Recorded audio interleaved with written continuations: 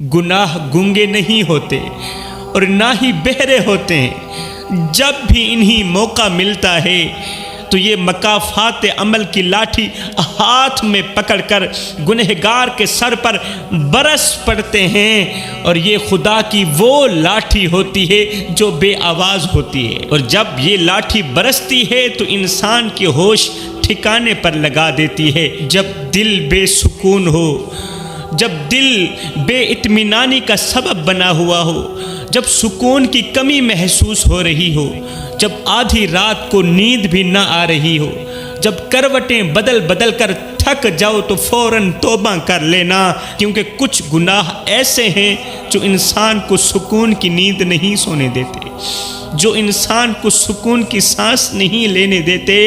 ان گناہوں سے توبہ کر لینا۔ رسول کریم صلی اللہ علیہ وآلہ وسلم نے فرمایا، صحابہ میں اللہ کا حبیب ہوں، میں اللہ کا حبیب ہوں۔ پھر فرمایا جو جوان جوانی میں توبہ کرتا ہے وہ بھی اللہ کا حبیب بن جاتا ہے۔ جوانوں آؤ اللہ کے حبیب بن جاؤ، مدینے والے کے دوست بن جاؤ۔ جب تم اپنی ساری زندگی مالک کے نام کر دو گے تو پھر وہ ساری دنیا تمہارے نام کر دے گا، پھر وہ سارا جہان تمہارے نام کر دے گا، پھر تم دنیا میں بھی کامیاب، پھر تم آخرت میں بھی کامیاب۔ پہلی امتوں میں سے جو لوگ گناہ کرتے تھے، جھوٹ بولتے تھے، زنا کرتے تھے تو ان کی شکلیں بدل جایا کرتی تھیں، ان کی شکلیں بگڑ جایا کرتی تھیں۔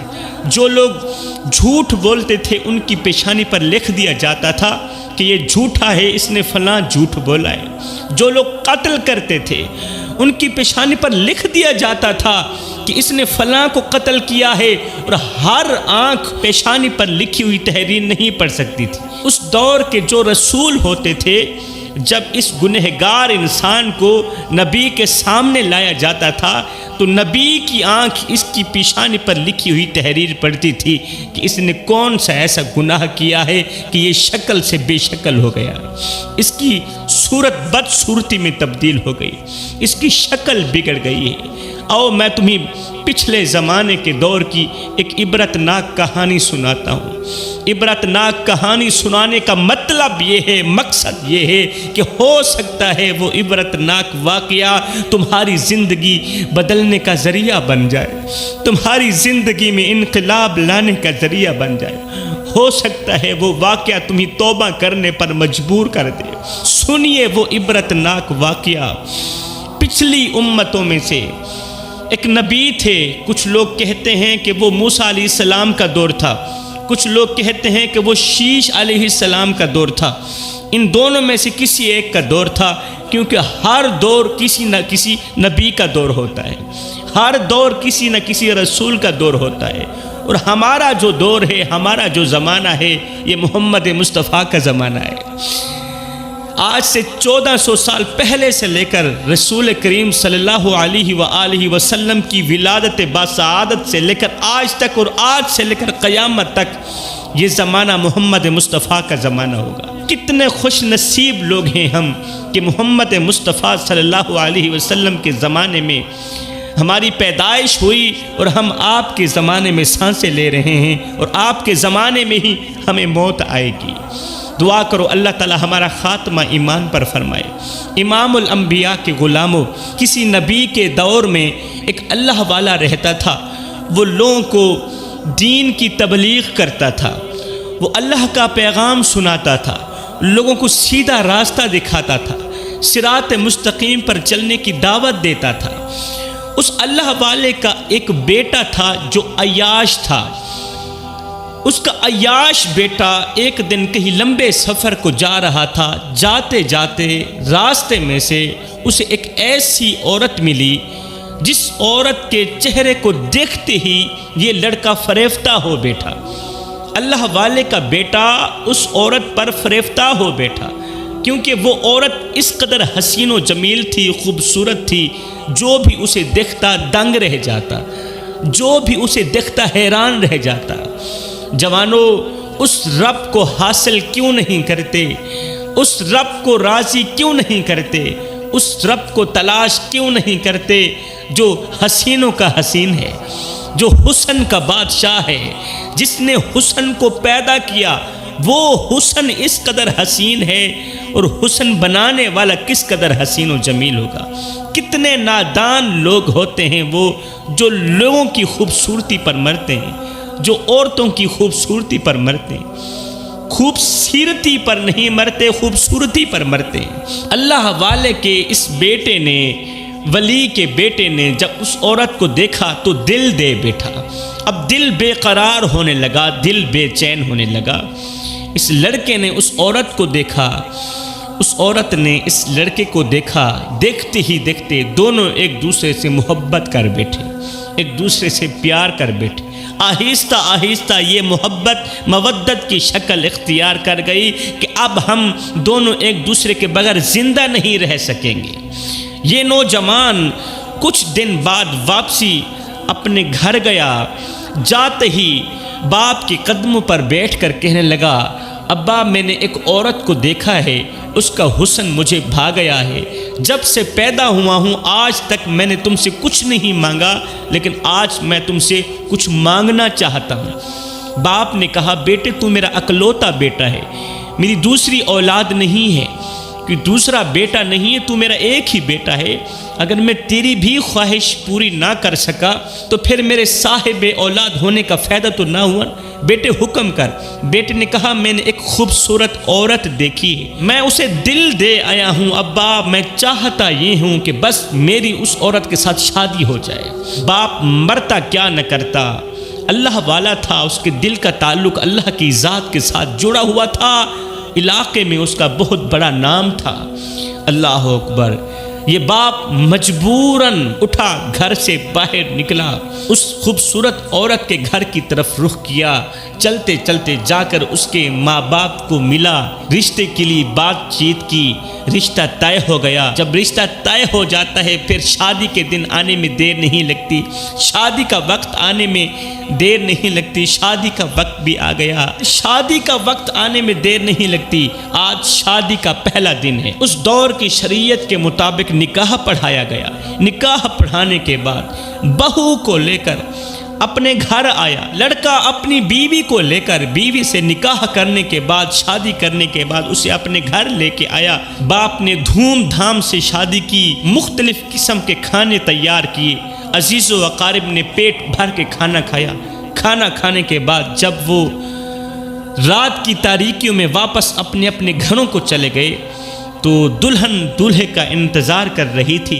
جب دولہے نے دلہن کے کمرے کے اندر قدم رکھا تو گھونگھٹ کے اندر بیٹھی دلہن کو دیکھتے ہی دولہے کی جان میں جان آ گئی۔ دولہے نے دروازہ بند کیا، 2 قدم آگے بڑھا، دلہن کے پلنگ پر بیٹھا، دلہن کے سامنے بیٹھ کر، دلہن گھونگھٹ کے اندر بیٹھی ہے، دلہا کہہ رہا ہے، اے میری شریک حیات، تو نہیں جانتی، تجھے اندازہ نہیں ہے کہ میں تجھ سے کتنی محبت کرتا ہوں، کتنا پیار کرتا ہوں۔ جس طرح مچھلی کو پانی کے ساتھ مودت ہوتی ہے، اتنی مودت ہوتی ہے، اتنی محبت ہوتی ہے، اتنا پیار ہوتا ہے کہ مچھلی پانی کے بغیر زندہ نہیں رہ سکتی۔ جس طرح مچھلی کو پانی کے ساتھ محبت ہے، اسی طرح مجھے تیرے ساتھ محبت ہے، میں تیرے بغیر زندہ نہیں رہ سکوں گا۔ اللہ اکبر۔ نوجوان نے گھونگھٹ پکڑا، جب بیوی کا چہرہ دیکھا تو اچانک بیوی کی چیخ نکل گئی، شریک حیات کی چیخ نکل گئی۔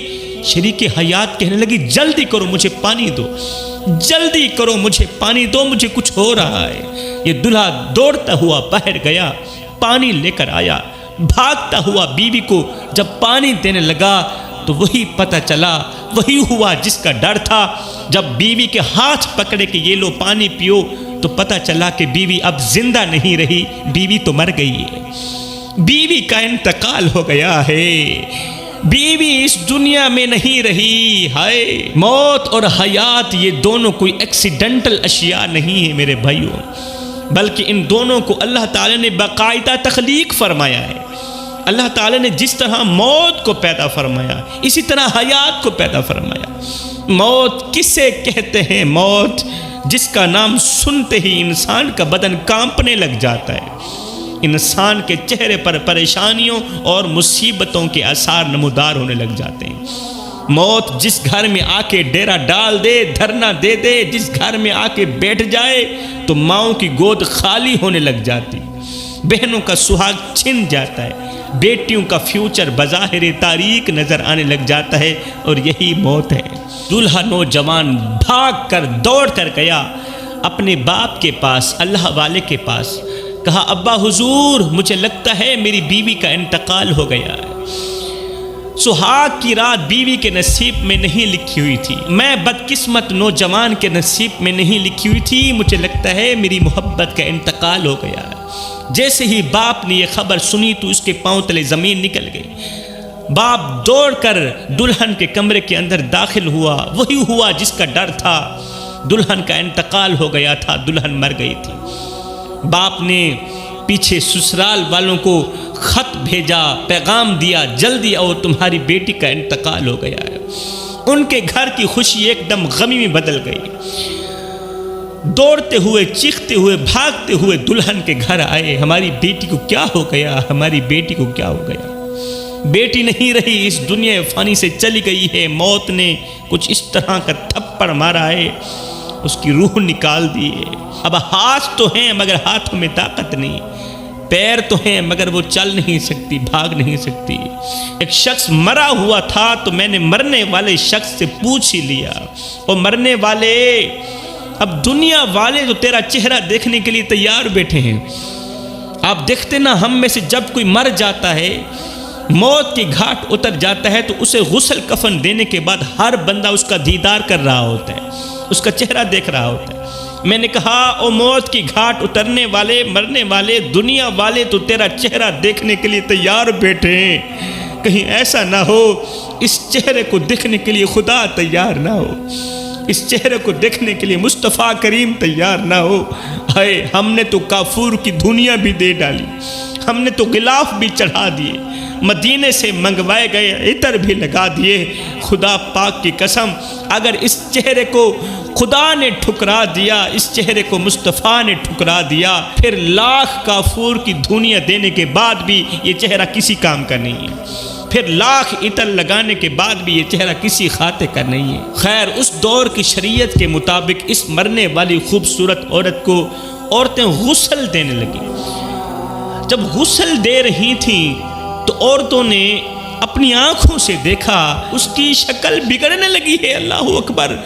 بڑی مشکل سے اور جلدی سے استغفار پڑھتے ہوئے عورت کو غسل دیا گیا۔ غسل دینے کے بعد اس دور کی شریعت کے مطابق کفن پہنانے کے بعد جب اس کا جنازہ اٹھایا گیا، عزیز و اقارب نے کندھا دیا ہوا تھا میت کو، عورت کا جنازہ اٹھا کر قبرستان کی طرف جا رہے تھے تو اچانک اس اللہ والے کی نظر عورت کی میت پر پڑی، چار پئی پر پڑی۔ اپنی آنکھوں سے کیا دکھتا ہے کہ چار پئی کے اوپر میت نہیں پڑی بلکہ چار پئی کے اوپر کٹیا پڑی۔ یہ اس دور کا واقعہ سنا رہا ہوں جب لوگ گناہ کرتے تھے، جھوٹ بولتے تھے، زنا کرتے تھے تو ان کے چہرے مسخ کر دیے جاتے تھے۔ اللہ والے نے جب اپنی آنکھوں سے چار پئی کے اوپر میت کی جگہ کتیا کو بیٹھے ہوئے دیکھا تو اللہ والے نے کہا میت اٹھانے والوں رک جاؤ، میت اٹھانے والوں رک جاؤ، آج میں تمہیں کچھ نیا دکھانا چاہتا ہوں، آج میں تمہیں کچھ نیا دکھانے والا ہوں، رک جاؤ۔ لوگوں نے کہا حضرت تمہیں کیا ہو گیا ہے؟ میت کے ساتھ اس طرح کی بدسلوکی کی جاتی ہے، اس طرح کی اونچ اونچی آواز میں چیخو پکارا جاتا ہے؟ اللہ والا نے کہا میں نے تمہیں کہا نا میت کو نیچے رکھو۔ جب چار پئی کو نیچے رکھا گیا تو لوگوں نے اپنی آنکھوں سے دیکھا، دیکھتے ہی دیکھتے سب لوگ استغفار پڑھنے لگے کہ چار پئی کے اوپر لڑکی نہیں تھی، لڑکی کی میت نہیں تھی، لڑکی غائب تھی، مگر وہاں پر ایک کتیا بیٹھی ہوئی تھی، کتیا بیٹھی ہوئی تھی۔ عزیز و اقارب نے پتھر اٹھائے، کتیا کو مارنے لگے۔ جب کتیا پر بے حد ظلم کیا گیا تو کتیا کو میرے اللہ نے بولنے کی طاقت عطا فرمائی۔ وہ چاہے تو ناممکن کو ممکن بنا سکتا ہے۔ اللہ تعالیٰ نے اسے بولنے کی توفیق دی، بولنے کی طاقت دی، اسے زبان عطا فرمائی۔ کتیا نے کہا لوگوں مجھے کیوں مار رہے ہو، مجھ پر کیوں ظلم و ستم کے پہاڑ توڑ رہے ہو؟ اور میں کسی کی طرف سے نہیں بھیجی گئی، میں تو اللہ کی طرف سے بھیجی گئی، کسی بندے کی طرف سے میں یہاں نہیں بھیجی گئی، میں اللہ کی طرف سے بھیجی گئی ہوں، تم مجھے کیوں مار رہے ہو؟ لوگوں نے کہا تو کون ہے؟ اس نے کہا میں کتیا نہیں ہوں، بلکہ میں تو وہ گناہ ہوں جو یہ لڑکی دنیا میں کر کے آئی ہے، میں وہ گناہ ہوں جو یہ لڑکی دنیا میں بڑے شوق سے کرتی تھی۔ اب اس اللہ والے نے کتیا سے مخاطب ہو کر پوچھا، اے کتیا بتا تو صحیح میری بہو کون سے گناہ کرتی تھی؟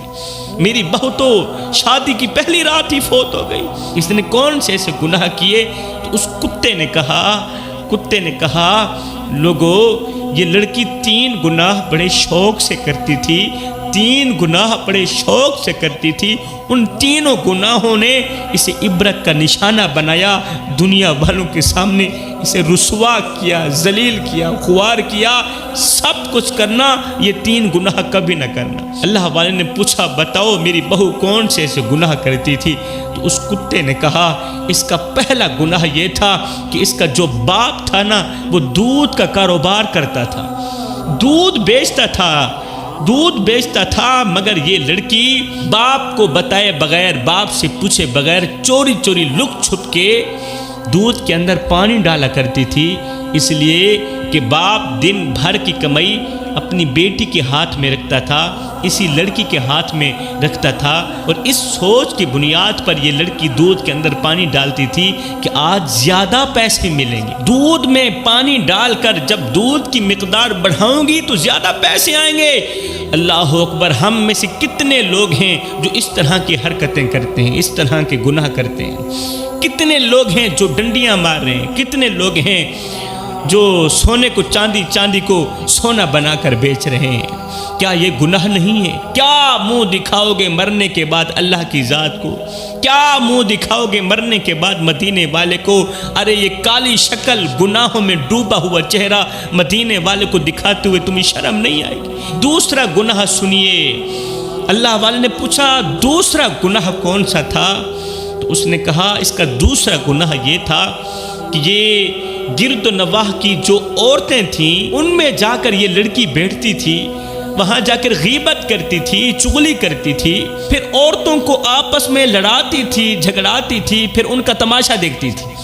آج کی کتنی عورتیں ہیں جو وہاں کی سن کر یہاں لگاتی ہیں، یہاں کی سن کر وہاں لگاتی ہیں، پھر دونوں عورتوں کو آپس میں لڑاتی ہیں، دونوں پارٹیوں کو آپس میں لڑاتی ہیں، بھائی کو بہن کے ساتھ لڑا رہی ہے، ایک عورت ماں کو بیٹے کے ساتھ لڑا رہی ہے، بیٹے کو ماں سے دور کر رہی ہے۔ بتاؤ یہ گناہ نہیں ہے؟ یہ بہت بڑا گناہ ہے اور اس کا انجام بھیانک ہونے والا ہے۔ اللہ والے نے پوچھا میری بہو تیسرا گناہ کون سا کرتی تھی؟ اس کتیا نے کہا کہ اس کا تیسرا گناہ یہ تھا کہ لوگوں کو اپنی طرف ورغلاتی تھی، اپنا حسن دکھاتی تھی، لوگوں کو اپنی طرف راغب کرتی تھی، ورغلا کر یہ کہتی تھی کہ تم اپنی بیویوں کو طلاق دے دو، تم میرے جیسی حسین و جمیل عورت سے شادی کر لو، میں تم سے شادی کرنے کے لیے تیار ہوں، لہٰذا پہلے تو اپنی بیوی کو طلاق دے۔ وہ نادان مرد اس عورت کے چنگل میں پھنس کر وہ اپنی بیوی کو طلاق دے دیتا تھا، اور جب اس سے شادی کی باری آتی تھی تو یہ کہتی تھی میں تم سے شادی نہیں کرتی، تو میرے لائق ہے، بھلا تو میرے قابل ہے، میں کتنی بڑی حسین و جمیل ہوں، تو میری جتی کے برابر بھی نہیں ہے۔ مطلب یہ رشتے ناتے توڑتی تھی، میاں بیوی جیسے رشتے کو ہمیشہ کے لیے ختم کر کے یہ خوشی محسوس کرتی تھی، یہ اس کا کھیل تھا۔ ان 3 گناہوں کی وجہ سے آج یہ دنیا والوں کے سامنے ذلیل و رسوا ہو گئی، آج یہ تباہ و برباد ہو گئی۔ اب میں تم سے پوچھنا چاہتا ہوں میرے بھائیو، پہلے زمانے کی وہ عورت جو 3 گناہ بڑے شوق سے کرتی تھی، مجھے بتاؤ آج کل کی ہماری عورتیں ان 3 گناہوں سے پاک ہیں؟ ہماری عورتیں اس طرح کے گناہ نہیں کرتی؟ اب چاہیے تو یہ تھا کہ ان کی شکل بھی بگڑ جاتی، چاہیے تو یہ تھا کہ ان کی خوبصورتی بدصورتی میں بدل جاتی، چاہیے تو یہ تھا کہ یہ عورتیں بھی لوگوں کے سامنے ذلیل و خوار ہو جاتی، تباہ و برباد ہو جاتی، مگر اللہ نے فرمایا نہیں، گنہگار ہی صحیح، بدکار ہی صحیح، یہ امت کس کی ہے؟ آئے ہے یہ امت کس کی ہے؟ میں نے تو اپنے محبوب کو دیکھنا ہے، اس امت کو تو نہیں دیکھنا، امت کے گناہوں کو نہیں دیکھنا۔ میں نے تو اس رات کو دیکھنا ہے جس رات میرا محبوب جناب حضرت محمد مصطفیٰ صلی اللہ علیہ وآلہ وسلم پوری رات مصلی پر کھڑا رہا، قیام میں کھڑا رہا، رکوع میں کھڑا رہا، پوری رات سجدوں پہ سجدے کرتا رہا۔ جب میں رب کی رحمت عروج پر آئی، جب کچھ مانگنے کی باری آئی تو میرے محمد نے اپنی تو بات ہی نہیں کی، میرے محبوب نے اپنی تو بات ہی نہیں کی۔ جب بھی کچھ مانگا ہے تو امت کی بخشش کے لیے دعا ہی مانگی ہے۔ اللہ میری امت کو بخش دینا اور میری امت کو دنیا میں ذلیل و خوار مت کرنا، میری امت کو دنیا میں تباہ مت کرنا، دنیا میں بے عزت مت کرنا، دنیا کی بے عزتی سے، ذلیل و خواری سے، رسوائی سے میری امت کو بچا لینا۔ اور یہ صدقہ ہے عربی لجپال کا۔